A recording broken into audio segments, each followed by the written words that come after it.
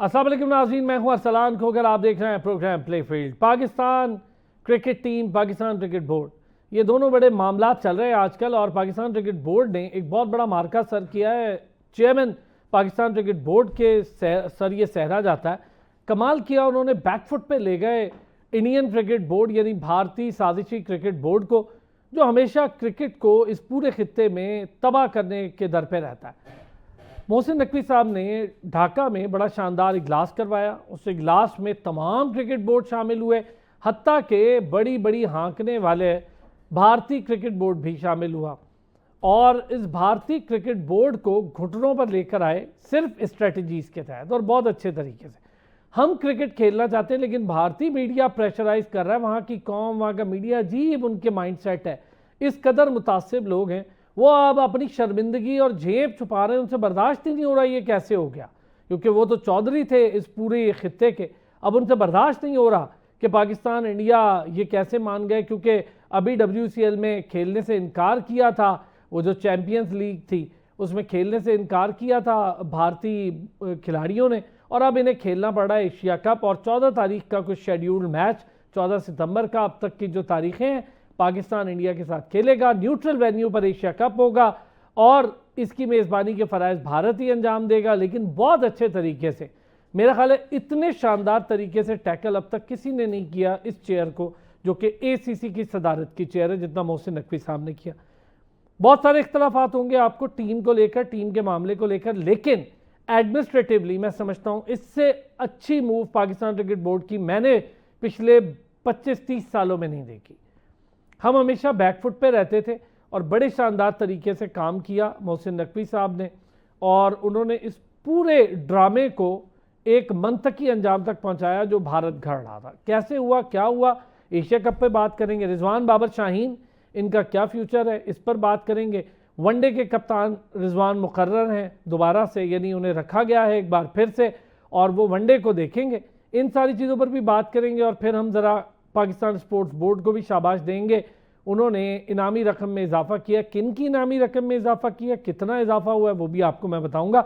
ज़रा बातचीत का आगाज़ करते हैं। डॉक्टर हफीज़ अमान साहब ने हमें ज्वाइन किया है, हमारा रेगुलर हिस्सा है, इंटरनेशनल अंपायर, क्रिकेट एक्सपर्ट हैं। वसी शाह ने हमें ज्वाइन किया, खुद भी क्रिकेटर हैं, बड़े शानदार क्रिकेट एक्सपर्ट हैं। बहुत शुक्रिया दोनों हजरात का। वसी, एक तो एशिया कप चूँकि बड़ा इंपॉर्टेंट मरहला है, मैं समझता हूँ कि 20-25 साल में मैंने किसी चेयरमैन को पाकिस्तान क्रिकेट बोर्ड के इस तरह की शानदार लॉबिंग करते नहीं देखा। ICC चैंपियंस ट्रॉफी का वक्त था, डिसेंट तरीके से, खामोशी से, और हमें बता दिया था कि होगी जी, पाकिस्तान में होगी, हुई अल्हम्दुलिल्लाह। वो भारत ने जो भी किया, लेकिन उसको मुंह की खानी पड़ी। अब उन्हें भी हमें बाहर ही खिलाना पड़ेगा। मैं समझता हूँ बहुत अच्छे तरीके से क्रिकेट को भी तबाह नहीं किया, भारत को भी इसका हिस्सा रखा, और क्रिकेट भी करवा ली, और भारत की साजिशें भी नाकाम कर दी। बिस्मिल्लाहिर्रहमानिर्रहीम, बहुत शुक्रिया। देखें, हम कई बार ये बात करते हैं कि जब आपके एग्जेक्टिव पोजीशंस पर जो बंदे बैठे होते हैं वो डिसीजन मेकर्स खुद हों, तो फिर चीज़ें ऐसे होती हैं। देखिए, मोहसिन नकवी साहब को क्रेडिट जाता है। वही बात है कि आप टीम में इख्तिलाफ कर सकते हैं, कुछ और चीज़ें हैं जो ग्रास रूट लेवल पे ठीक होने वाली हैं, लेकिन इंडिया हमारे साथ पहले ऐसे ही करता था कि वो हमें तो बुला लेता था, लेकिन हमारी जब बारी आती थी तो वो पाकिस्तान नहीं आता था। पिछले कुछ अरसे से यही चल रहा था। लेकिन जब हमने एशिया कप भी पिछला जो था वो जब हमने श्रीलंका में हाइब्रिड मॉडल पे करवाया, तो उसके बाद फिर हमें इंडिया जाना पड़ गया वर्ल्ड कप के लिए, बिकॉज़ वो जो डिसीजन मेकिंग थी या जो डिसीजन करने वाले थे वो इतने स्ट्रॉन्ग नहीं थे। लेकिन इस बार मोहसिन नकवी साहब ने हमें उसी टाइम पता लग गया था जब विमेंस वर्ल्ड कप का जब शेड्यूल ऐलान हुआ, तो वो भी इंडिया ही होस्ट था। तो पाकिस्तान के मैचेस जब कोलंबो में ऐलान हुआ तो वो हमारी पहली कामयाबी थी। फिर उसके बाद इंडिया ने बड़ी कोशिश की कि हम अफ़गानिस्तान को अपने साथ मिला लें। फिर बांग्लादेश में उन्होंने ये शर्त रखती थी कि अगर आप बांग्लादेश में अगर ये बोर्ड का इजलास करवाएंगे तो हम आपके साथ शिरकत नहीं करेंगे। और उनका यही ख्याल था कि अफ़गानिस्तान भी हमारे साथ मिल जाएगा, श्रीलंका भी हमारे साथ मिल जाएगा। हालांकि और सारे ममालिक थे, लेकिन ये दो बड़े ममालिक क्रिकेटिंग वाइज गिने जाते हैं। लेकिन फिर जब मीटिंग हुई तो इंडिया का जो मीडिया है वो तो जल रहा है, सड़ रहा है। तो जहर उगलने के अलावा कोई काम ही नहीं। मतलब अब जहर नहीं, अब तो वो जल रहे हैं, सड़ रहे हैं कि भाई क्या हो गया हमारे साथ, कि 2 दिन पहले तक हम ये कह रहे थे कि भाई इंडिया शिरकत नहीं करेगा, लेकिन जब 25 के 25 ममालिक वहाँ पे शिरकत की, वहाँ पर मौजूद थे, तो फिर उससे एक मैसेज गया कि एशिया कप तो हो रहा है। और पहले दिन हम यहीं पे बैठ के जब पहली बार भी डेट्स आई थी तो हमने यही कहा था कि अगर आपके डिसीजन मेकर्स अच्छे होते हैं, आपके जो डिसीजन करने वाले लोग होते हैं वो स्ट्रॉन्ग इनफ होते हैं। देखिए हमारे पहले चेयरमैन होते थे, वो पहले ख़ुद अगर कोई डिसीजन करते थे तो 3 और लोग होते थे जिनके पास वो अप्रूवल के लिए जाती थी बात, उसमें से कोई इख्तिलाफ करता था तो वो। लेकिन जब मोहसिन नकवी साहब अव्वल तो ये भी होता रहा कि एक चेयरमैन एक मीटिंग पे गए, उसके फॉलो अप मीटिंग पे दूसरे चेयरमैन चले। एग्जैक्टली, तो हम कंसिस्टेंट नहीं रहे। तो जब कंसिस्टेंसी आती है, हम हमेशा यही बात करते हैं कि अगर कप्तानी हो, प्लेयर्स हों, उनको चांस देना हो, कंसिस्टेंसी जब होती है किसी भी चीज़ में तो फिर उसके रिजल्ट्स आते हैं, और ये बहुत बड़ी कामयाबी है। एक और शिकस्त हुई है भारत को, और हमारे लिए तो ये खुशी का वो है कि अब ये देखें कि इंडिया ने अब इतना घुटने टेक दिए हैं कि उन्होंने हाइब्रिड मॉडल पे नहीं करवाया, उन्होंने पूरा ही टूर्नामेंट यूएई में करा दिया। तो ये बहुत बड़ी कामयाबी है, और hats off to Mohsin Naqvi और उनकी जो नो डाउट मैं इस पे कहता हूँ जो बात ठीक है वो आपको कहनी चाहिए, थोड़ा खुश हों कि हमने इतने बड़े स्टेप्स लिए हैं। डॉक्टर साहब क्या कहेंगे सर? वैसे अच्छी अचीवमेंट है और मैं भरपूर इसकी एडवोकेसी कर रहा हूँ कि जो चीज़ बेहतर है, जो चीज़ बड़े तगड़े तरीके से हुई है, उस पर हमें बात करनी चाहिए। नो डाउट बहुत ही खूबसूरत तरीके से मेरे ख्याल के पहलुसतूर बात भी कर दी वसी ने। बिल्कुल ठीक कहा कि जब आपका डिसीजन मेकर है ना, वो 2-3 पोल की तरफ नहीं देख रहा होता, कहीं एक ही जगह से उसको डायरेक्शन लेना होती है या वो खुद डायरेक्शन की पोजीशन में होता है, तो फिर ये चीज़ें बहुत आसानी से तय हो जाती हैं। उनको पता है कि मैं डिसीजन जो करूँगा वो इम्प्लीमेंट भी हो जाएगा।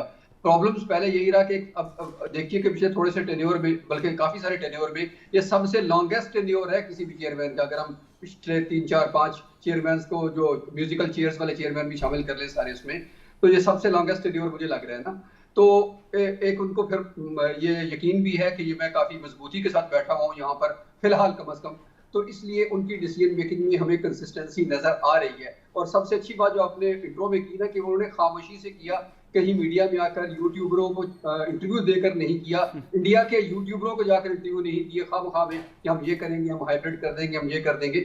बहुत सारे हमारे चेयरमैनों ने ऐसा किया था, तो वो नहीं होना चाहिए था, और इन्होंने ये बिल्कुल ऐसा नहीं किया। ये उसकी बहुत बड़ी वजह है जहाँ से हाइप क्रिएट बज़ाहिर नहीं हुई। गो कि इंडियन मीडिया तो मुकम्मल तौर पर इसको फॉलो कर ही रहा था कि इसकी हाइप क्रिएट हो, इसमें जितनी हम आग भड़का सके वो भड़काएं, तो बल्कि उन्होंने तो पीरे बगा का काम किया। लेकिन बहरहाल मोहसिन नकवी साहब ने अपने कूल रखा अपने आप को, कहीं गैर जुड़ी बयान से भी गुरेज किया, और उसका शाखसाना उसकी जो नतीजा भी वो हमारे सामने आया कि एशिया कप तो हो ही रहा है। अच्छा डॉक्टर साहब, एक चीज आपने जब जिसका जिक्र कर दिया है, मैं चाहूंगा इस पर थोड़ी सी बात आपसे और करूं। आपने बड़ा अच्छा कहा कि हाँ बड़ी डिसेंसी के साथ किया। एक तो आप चीज नोटिस करें, जिस वक्त वो ढाका पहुंचे कोई बयान नहीं दिया कि जी इंडिया आ रहा है, नहीं आ रहा, हम उसको ले आएंगे, हम ऐसा करेंगे, हम वैसा करेंगे, एशिया कप होगा, कुछ नहीं कहा। मीटिंग की रात तक कोई बात नहीं हुई, कुछ भी नहीं हुआ। डिनर हो गया पाकिस्तान क्रिकेट टीम का, उनके बोर्ड का, सब कुछ हो गया। अगले दिन जब इजलास हुआ तो इंडिया मौजूद था वहां। ये तो खैर बहुत ही खूबसूरती है ना, कि मतलब वही जब उन्होंने मीडिया का कोई इस तरह से कभी ट्रीट ही नहीं किया, कभी उनके सामने किसी ने माइक इस तरह से किया नहीं, इस तरह के क्वेश्चन नहीं किया, या उन्होंने पहले से ट्वीट किया हुआ था कि भाई कूल रहिए, सब कुछ ठीक होगा। और बाहर वो क्या भी ये रही थे कि अल्लाह खैर करेगा, बेहतर होगा, और वही हुआ। और दूसरी बात जो इम्पोर्टेंट है इससे, कि वो मेरा ख्याल है कि काफी हद तक इसके पीछे जो ब्रॉडकास्टर्स हैं उनका भी काफी हाथ होगा यकीनी तौर पर, क्योंकि जिस तरह से इंडिया ने रविश इख्तियार कर ली थी काफी अरसे से कि सिर्फ प्रेशराइज करना है और पाकिस्तान को प्रेशराइज करना है, न सिर्फ क्रिकेट को पीछे लेके जाना है बल्कि वो हर फील्ड में करना है। तो अब इस जो रिसेंट पास में जो जंग भी हुई उसमें भी पाकिस्तान के पलड़ा भारी होने की वजह से कुछ चीजें पाकिस्तान के हाथ में बहरहाल मजबूती से आ गई, और पाकिस्तान उसका खूबसूरती से इस्तेमाल कर रहा है, ये अच्छी बात है। और ब्रॉडकास्टर्स वाली बात है तो उनका भी ऑफकोर्स उनका स्टेक बहुत ज्यादा है, शायद हमारे देखने वालों से कहीं ज्यादा उनका पैसा लगा होता है डायरेक्टली। हम तो थोड़ी देर के लिए मुंह बसोरेंगे और साइड पे हो जाएंगे कि जी मैच होना चाहिए था, नहीं हुआ, क्रिकेट होनी चाहिए थी, ये हुआ नहीं हुआ, लेकिन उनका बहुत कुछ स्टेक पे होता है और वो कामयाब हुए। और सबसे अच्छी बात, आखिरी बात वो ये कि मुझे इस सारी जो भी तलपट हुई इसको छोड़कर, इंडिया को शिकस्त हुई, पाकिस्तान को फतवा, इसको छोड़ दे, लेकिन मुझे लग रहा है जो अच्छी बात है वो ये कि क्रिकेट जीत गई मिलाकर, और यही जीतनी चाहिए थी। बहुत अच्छे। वैसे इस रीजन में हम देख रहे हैं, अब भारत का शुरू से प्रोपेगेंडा रहा कि बांग्लादेश में मीटिंग हो तो उन्हें तकलीफ, अब उन्हें बांग्लादेश से तकलीफ, और इसमें बांग्लादेश क्रिकेट बोर्ड का स्टांस भी बहुत अच्छा रहा, मैं समझता हूँ उनको भी अप्रिशिएट करना चाहिए, उनको भी खैर अब समझ आ गई है। दूसरा, इस पूरे रीजन में अगर क्रिकेट में पाकिस्तान या इंडिया पीछे हो जाते हैं, क्रिकेट रहती ही क्या है, फैन फॉलोइंग क्या है, कहाँ से लाएंगे आप फैंस को, और फिर बांग्लादेश हो या कोई भी बोर्ड हो, इंडिया पाकिस्तान में से कोई भी पीछे हो जाएगा तो आपका एशियन क्रिकेट काउंसिल तो बहुत कमज़ोर हो जाएगी। सर इसमें दो बातें, एक तो जो मीडिया वाली बात की, वो मोहसिन नकवी साहब का अपना बैकग्राउंड है, वो बीबीसी में काम कर चुके हैं, उनका अपना चैनल है, तो वो उस चीज़ को टैकल करना जानते हैं कि मैंने मीडिया को कैसे टैकल करना है। अब हम जैसा कोई बंदा होगा तो वो स्क्रीन का भूखा होगा, but he is not that person. हाँ, ये एक बड़ी आपने अच्छी बात कही कि उन्होंने बिल्कुल आराम से, खामोशी से सारे मामलात को डील और एक और जो चीज़ जो हम इस वक्त, आप सबको पता होगा कि वो बिफोर गोइंग टू ढाका वो काबुल गए। जी। अफगानिस्तान क्रिकेट बोर्ड मस्ती थोड़ी बहुत कर रहा था, लेकिन ही वेंट देयर और उन्होंने एज अ इंटीरियर मिनिस्टर वहाँ पे मुलाकात की टू टेल देम कि हमारे साथ जो ताल्लुकात इस तरह के हैं आपके, कि वो चोली दामन वाला वो जो साथ होता है तो वो है, तो आपको हमारा साथ देना पड़ेगा। आप उसका नतीजा देखें, यूएई अफगानिस्तान पाकिस्तान सीरीज हो रही है। एग्जैक्टली तो जब ये चीज़ होती है तो फिर वो खामोशी से वहाँ गए, वहाँ से सीधा ढाका गए, वहाँ पे चुपचाप उन्होंने डिनर होस्ट किया और बेहतरीन सब कुछ हो गया। और दूसरा जो सवाल आपका था वो प्लीज़ रिपीट कर दीजिएगा। मैं बांग्लादेश क्रिकेट बोर्ड, उसका स्टांस बहुत अच्छा सर देखें, हसीना वाजिद रजीम था वहाँ पे, वो सारा इंडिया के सामने वो पिट्ठू इंडियन सपोर्टेड था। ठीक है, इंडियन सपोर्ट। जैसे ही वो हटे तो बांग्लादेश ने हमें काफ़ी जगहों पे सपोर्ट किया।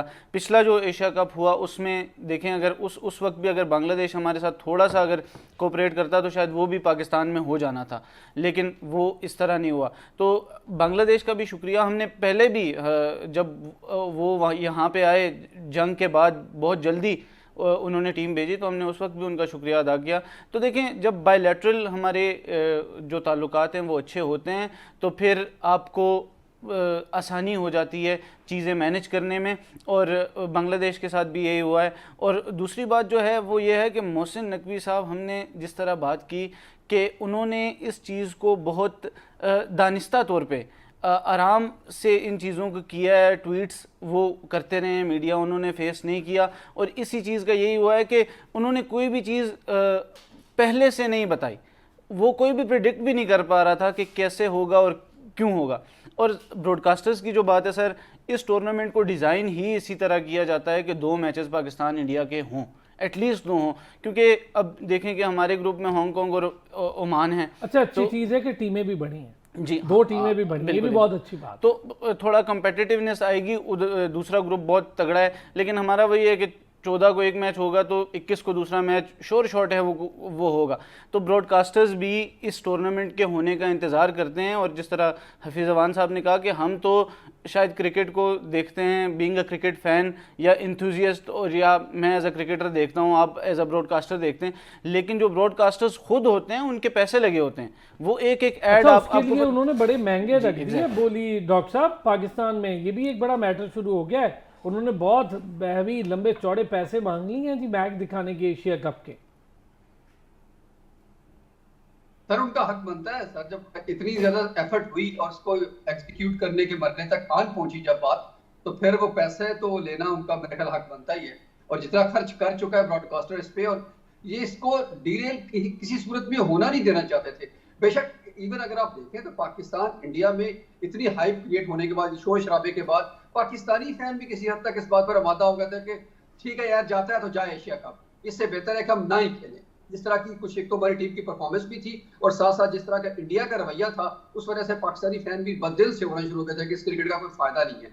तो उस लिहाज से अगर देखा जाए तो ब्रॉडकास्टर्स की ये सीरीज है, ये टूर्नामेंट है, और उन्होंने बड़ी कामयाबी से इसको हैंडल करवाया, जैसे भी किया। वो नकवी साहब के थ्रू हुआ, पाकिस्तान क्रिकेट बोर्ड के थ्रू हुआ, Bangladesh cricket board, Afghanistan cricket board, सबका बहुत बहुत मतलब शुक्रिया भी है, और साथ साथ उनकी एक एफर्ट भी है। ऑफ कोर्स सारी टीमें जो मैच खेल रही है, सारी टूर्नामेंट खेलना चाहती हैं, क्रिकेट खेलना चाहती हैं, तो एक मौका मिल रहा है तो उसको हम क्यों खत्म करें। और दूसरा, इसका बड़ा जो देखें ना, इस एशिया कप के होने का अपने सबसे बड़ा फायदा होगा ना, वो वर्ल्ड कप को होगा। तो वर्ल्ड कप ऊपर जो आ रहा है, अगर खुदा ना खास्ता ये टूर्नामेंट ना हो पाता तो वर्ल्ड कप के लिए बहुत सारे बहुत जबरदस्त। अच्छा, वो भी इंडिया नहीं आगे चलाना है, होस्ट करना है, तो उसको पता था कि आगे आने वाले इवेंट में अगर इस तरह कुछ हो गया तो बहुत बड़ा नुकसान हो जाएगा। पहले ही उन्हें पता है कि पाकिस्तान नहीं आएगा, एक मैच नहीं खेलेगा, चाहे टीम की परफॉर्मेंस पे भी ब्रेक के बाद बात करते हैं, लेकिन चाहे जो भी परफॉर्मेंस हो, पाकिस्तान इंडिया का मैच सबसे हाइट मैच होता है। अच्छा, ब्रेक के बाद जरा बात करेंगे अब सिलेक्शन को लेकर।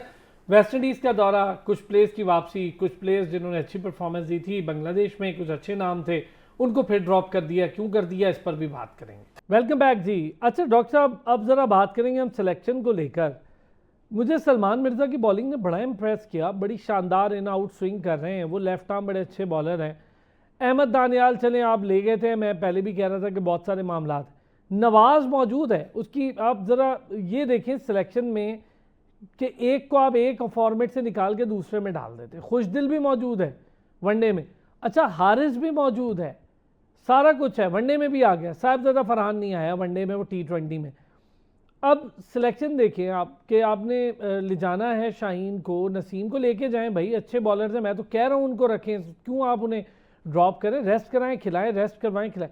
लेकिन जो परफॉर्म कर रहा है, ख़ास तौर पे सलमान मिर्ज़ा ने बड़ी अच्छी परफॉर्मेंस दी है, उसको ड्रॉप कर दिया है, मेरी तो बिल्कुल समझ से बाहर है। हुसैन तलत अभी भी टीम के साथ हैं, सारे वही लड़के हैं कबो बेश, बस ये नए 2-4 लड़के हैं जिनको ड्रॉप कर दिया जाता है।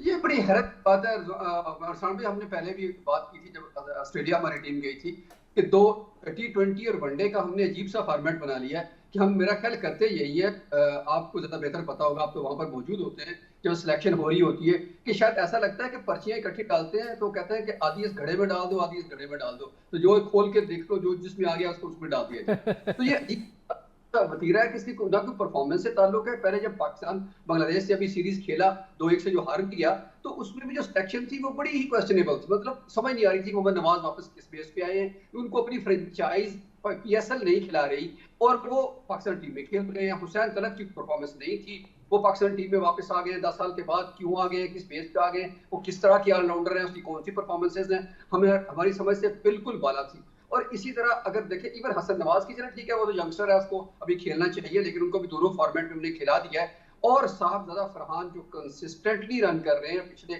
शायद कभी, मैं स्टैट अगर मैं गलत नहीं हूं तो किसी ने शेयर भी किए थे कुछ दिन पहले कि शायद उन्होंने पिछले साल में सबसे ज्यादा T20 के ऑल ओवर द वर्ल्ड सबसे ज्यादा रन किए शायद, if I am not wrong, 4 सेंचुरियों के साथ। सर क्यों तो देखें, ये फिर उसको हमने इंटरनेशनल में मौका दिया, वहां भी रन किए ना। असल बात ये है कि वो डोमेस्टिक नहीं कर रहा है, इंटरनेशनल भी कर रहा है सर। और सर सबसे बड़ी बात यह है कि बांग्लादेश के खिलाफ वो एक मैच खेला, उसके अकेले के रन ज्यादा है बाकी उनसे जिन्होंने 3-3 मैच खेले। सही तो बात। मतलब हैरत की बात हो रही है कि वहां पे बंदा खेलने वाला, इसका मतलब है कि मतलब वो T20 स्पेशलिस्ट नहीं है, ही द प्रॉपर बैट्समैन।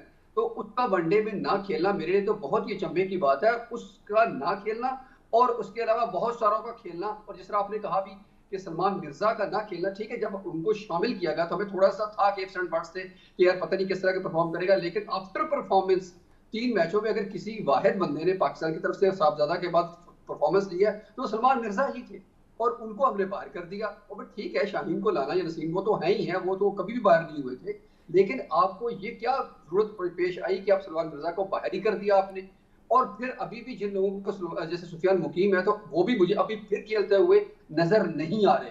अगर आप देखें ना पूरी टीम, तो वनडे में सिर्फ बेसिकली बाबर की वापसी हुई है, रिजवान की वापसी हुई है और शाहीन की वापसी, सॉरी नसीम शाह की वापसी हुई है, बाकी तो मुझे सारे के सारे वही लग रहे हैं।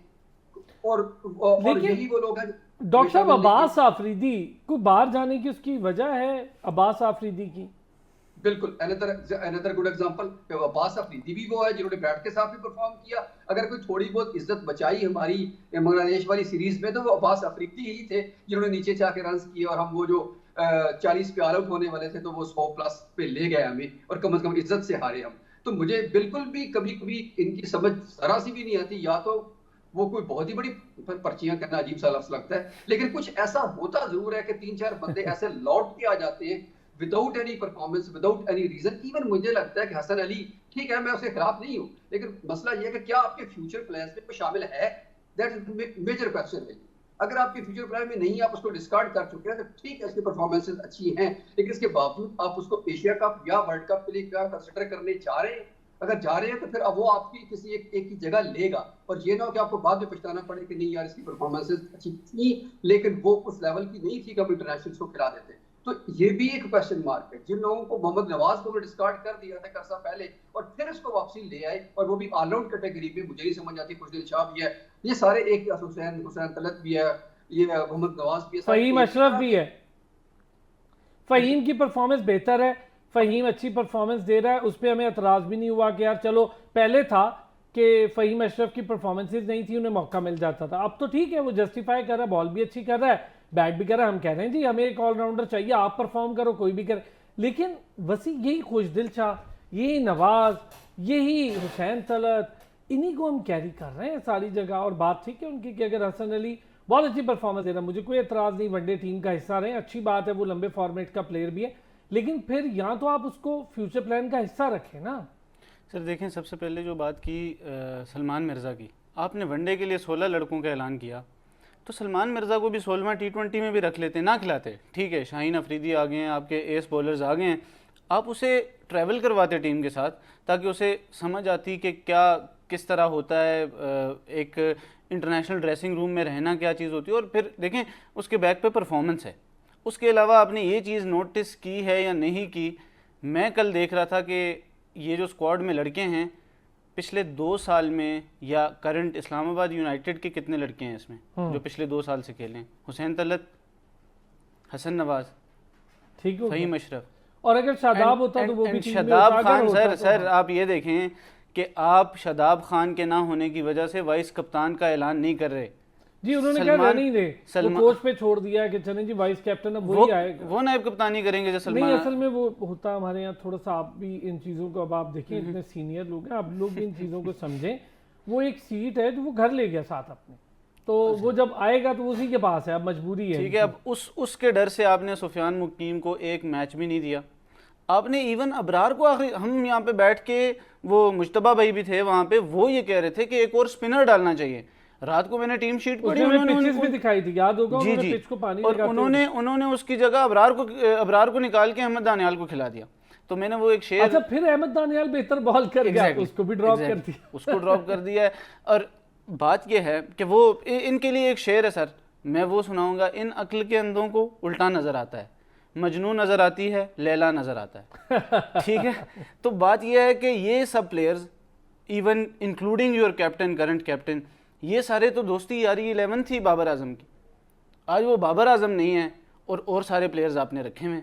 तो फिर इसकी जस्टिफिकेशन कौन देगा कि जब बाबर आजम कप्तान था, ये लड़के खेलते थे, इनको बैक करता था, वो जस्टिफाई करता है जगह। नॉट एग्जैक्टली सर, मैंने उस दिन आपको स्ट्राइक रेट उसका बताया था, 104 है, 104 का स्ट्राइक रेट है उसका, करियर स्ट्राइक रेट 12-15 की इस तरह एवरेज है बस। ठीक है, और फील्डर वो कितना अच्छा है वो आपको पता है। जी जी बिल्कुल, और बॉलर जितना अच्छा है वो भी पता है। चलें, वो तो ज़बरदस्ती उसको, वो तो रिजवान को वो कहे कि वो मुल्तान सुल्तान में उसको थोड़ी बॉलिंग कराई तो वो एक बॉलर बन गया, नहीं तो उससे पहले तो उसने कभी डोमेस्टिक में बॉलिंग भी नहीं की। तो आप ये देखें कि आपके, अब देखें फ़हीम अशरफ पे हम हमेशा तनकीद करते हैं, और तनकीद की जद में शायद वो इसीलिए आता है कि कभी उसकी परफॉर्मेंस ऑन एंड ऑफ होती है, लेकिन वो हमेशा परफॉर्म करता है। अब ठीक है, फहीम पे हम कह रहे हैं कि देखें जस्टिफाई कर रहा है ना, वो अच्छी परफॉर्मेंस देकर भी आया और अभी भी दे रहा है। अब आप एक और चीज़ देखें कि बांग्लादेश ने जो स्क्वाड का ऐलान किया, वो जब 2 मैचेस जीत के, देखें सीरीज हार जाते हैं या जीत जाते हैं तो आखिरी मैच होता है कि आप मौका दें सब प्लेयर्स को। बांग्लादेश ने अपने तमाम जितने स्क्वाड मेंबर्स थे वो सारे एक मैच कम अज़ कम वो खेले। हमने सुफियान मुकीम को एक मैच भी नहीं दिया, एक भी नहीं दिया, सिर्फ और सिर्फ एक लेग स्पिनर शादाब की वजह से, कि अगर ये इधर इन कंडीशंस में आउट कर गया। बोलना चाह रहे हैं इस मैटर को लेके डॉक्टर साहब, शादाब ठीक है, कई लोगों का ये मानना है जी, मैं कुछ दोस्तों से बात कर रहा था, बड़े सीनियर हजरात थे, कि जी एक सिलेक्टर है, सॉरी चीफ सिलेक्टर कह रहा हूँ, एक सिलेक्टर है, वो बहुत नाखुश हैं कि जी शादाब को टीम में नहीं होना चाहिए। और हैरत है मुझे कि शादाब बतौर वाइस कप्तान एंट्री मारता है, तो कैसे नाखुश हैं ये सिलेक्टर? वो तो बतौर कप्तान मार रहे थे, अभी वो तो वाइस कप्तान तक जो है। हाँ जी, वो तो बीच में मामला जरा सख्त हो गया, मीडिया बहुत बोल पड़ा। वही राणा सनोला साहब का एक बड़ा पॉलिटिकल फिक्र है, वो मैं दोहराना नहीं चाहता यहाँ पर। वो क्रिकेट पे सिट तो आता है, लेकिन मैं रिपीट नहीं करना चाहता, आपको पता है कि वो यहीं तक रुक गए, तो अगली सीट पर भी आ सकते थे। तो शुक्र है कि वाइस कैप्टन पर रुक गए। तो ये उनकी मर्जी है, उनका इख्तियार है, जैसे भी है। वो उनकी सीट बिल्कुल, आपने ठीक कहा कि वापस आएंगे तो बिल्कुल वो उसी जगह पर आएंगे जहाँ उनको रखा जाना है। तो अच्छा, जो आप बात कर रहे थे फहीम की, मैं कोई भी हम में से कोई किसी के अगेंस्ट नहीं है, कोई जाती अनाज थोड़ी है हमारा, लेकिन मसला ये है कि जिस तरह हम बात करके जवाब पैदा कर लेते हैं ना, ये थोड़ा सा इट्सेल्फ एक बड़ा ना, थोड़ा पैथेटिक तो नहीं कहना चाहिए, लेकिन थोड़ा कमजोर। अच्छा डॉक्टर साहब, मैं चाहूंगा फ़हीम अशरफ के बाद ना जरा डिटेल करते हैं, एक ब्रेक लेता हूँ, ब्रेक से आते हैं। फ़हीम अशरफ, देखें परफॉर्मेंसेज फ़हीम अशरफ की ऑन एंड ऑफ थी, हम भी तनकीद कर रहे थे, बाकी लोग भी करते हैं, लेकिन हम जो हमारा पैनल है यहाँ, हमें एक बड़ा फेयर बात होती है कि जो परफॉर्म कर रहा है वो फ़हीम अशरफ हो, हमें उस नाम से कोई, वो नवाज हो, कोई शादाब हो, वो आए टीम में, परफॉर्म कर रहा है तो आए, नहीं कर रहा तो फिर उसकी जगह नहीं है। वापस आते हैं जरा ब्रेक से, इस पर भी बात कर। एक बार फिर खुशामदीद कहेंगे। T20 हो, वनडे हो, नवाज अपनी जगह मौजूद, खुशदिल भी मौजूद, ये सारे लड़के मौजूद। फ़हीम अशरफ की बात कर रहे थे डॉक्टर साहब। जी डॉक्टर साहब, जरा फ़हीम अशरफ वाली बात कीजिएगा। मैं ये कहना चाह रहा था कि सर, जैसे हमने अभी जवाब पैदा किया ना कि वो परफॉर्म कर रहे हैं, कितनी सी परफॉर्मेंस है, कितनी सी क्रिकेट है, उसके अंदर भी मतलब हम सिर्फ ये करें कि अंधों में गाना राजा आया तो ठीक है हम खिला लेते हैं, ये हमारे सिस्टम की कमजोरी है बेसिकली, कि जब भी हम रिपीट करते हैं कुछ ना कोई तो कहीं 10 मैचों में, 5 मैचों में कोई एक आध 50 लगा देता है, 2 विकेट ले जाता है, तो वो मीडियाक्रिटी जो है ना, उसका बहुत बड़ा प्रॉब्लम है हमारी टीम में, और यही हमें बार बार जवाब पैदा करके दे रहा है कि उसको भी खिला ले, चले जी खुशदिल शाह को वापस ले लें, चले नवाज को इतना बुरा तो नहीं है, 1 विकेट ले लेता है, 5 रन भी कर लेता है, तो 5 रन काफी होते हैं आजकल के लिहाज से, क्योंकि 50 में तो पूरी टीम आउट होती है। तो इस तरह के जो जवाब हम घड़ते हैं ना, ये भी थोड़े से क्रिकेट को नुकसान पहुंचा रहे हैं, और इसी वजह से आप देखें तो हर किस्म को मीडियाकर किस्म के सारे क्रिकेटर्स हम प्रोड्यूस कर रहे हैं। उसके साथ साथ में फहीम भी उन्हीं में से एक है जिसकी बहुत को हाई परफॉर्मेंस नहीं है। देखिए ऑलराउंडर, आखिरी ऑलराउंडर जो हमने पैदा किया था ना, वो सिर्फ अब्दुल रज़ाक आखिरी, उसके बाद कोई ऑलराउंडर नहीं था। हर कोई अपनी अपनी जगह जस्टिफाई करने के लिए कभी बॉल कर लेता है, कभी बैट कर लेता है, और दोनों बेसिकली नहीं करता। आखिरी में बात वो करना चाहूंगा बेसिकली मोहम्मद हारिस की, उस पर क्यों बात नहीं हो रही, मोहम्मद हारिस का क्या अब तक की कितनी उसकी कंट्रीब्यूशन है, 20 मैच खेल चुका है वो, 100 है आखिरी जो सीरीज थी बांग्लादेश वाली होम सीरीज में, उसका इसके अलावा कुछ नहीं है उसकी परफॉर्मेंस। और जो उसका खेलने का स्टाइल है, उसको आप इंटेंट कहे, मैं उसको बेवकूफाना अहमकाना तो कह सकता हूँ, इंटेंट नहीं कह सकता। इंटेंट का मतलब गेम अवेयरनेस भी होता है, गेम के अंदर रहना भी होता है। ये नहीं होता कि आपने शोल्डर पे बैट रख लिया तो आप उसको इंटेंट कहते हैं। नहीं तो डॉक्टर साहब, इतने चांस क्यों मिल रहे हैं हारिस को? अभी भी टीम में मौजूद है वो।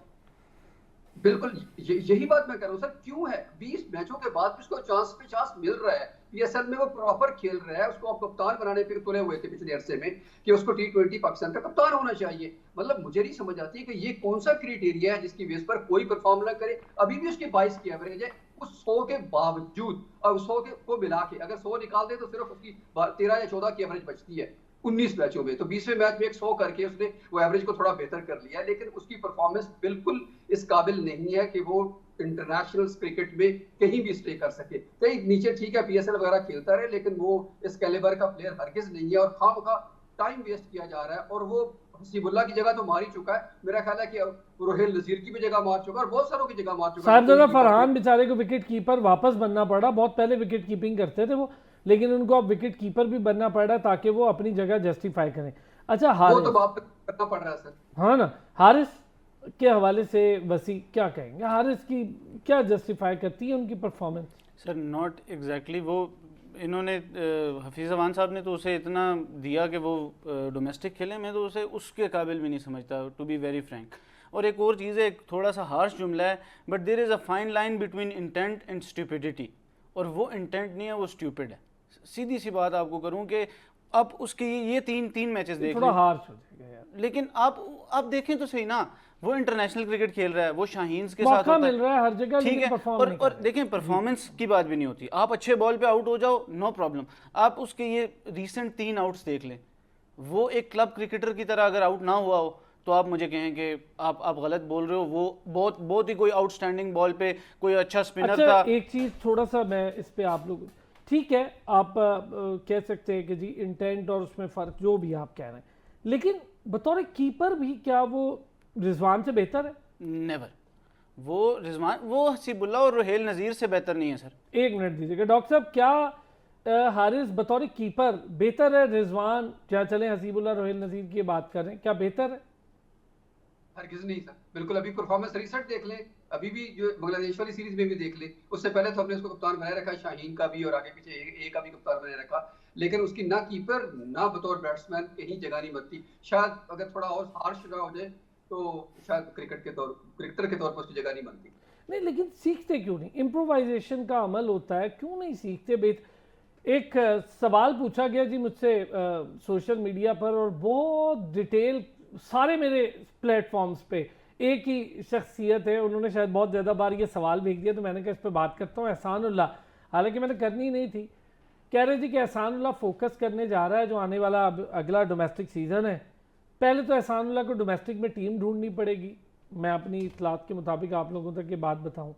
दूसरी बात, एहसानुल्लाह कम बैक, मुझे बतौरे, मैं जितने अरसे से काम कर रहा हूँ स्पोर्ट्स जर्नलिस्ट, मुझे नहीं लगता एहसानुल्लाह कम बैक करेगा, और वो जस्टिफाई अपनी कम बैक ना करने को खुद कर रहा है। बहुत बड़ी ज़्यादती करता है अपने पूरे करियर के साथ, और वो स्पोर्ट्समैन नहीं है विद ड्यू रिगार्ड्स। अगर स्पोर्ट्समैन होता तो स्पोर्ट्स से मोहब्बत करता। वो पता नहीं किन कामों में है, वो जाने, उसके काम जाने। टिकटॉक करना, ये करना, ये स्पोर्ट्समैन का काम नहीं था। मैं छोड़ रहा हूँ, रोते हुए की वीडियोस आ रही हैं, वो जी दोस्त छोड़ गया मेरा क्रिकेट, तो मैं उसकी वजह से क्रिकेट, वो दोस्त वापस आ गया, उसको 1000 रुपया भी दे रहा है। क्या कर रहे हैं आप अपनी लाइफ के साथ? तो ये बहुत दफ़ा मुझसे पूछे जा रहे थे सवाल, तो मैंने कहा चलें, उन्होंने कहा जी इस पर बात करें। कोई इस पर कमेंट करना चाहे वैसे एक कर दें।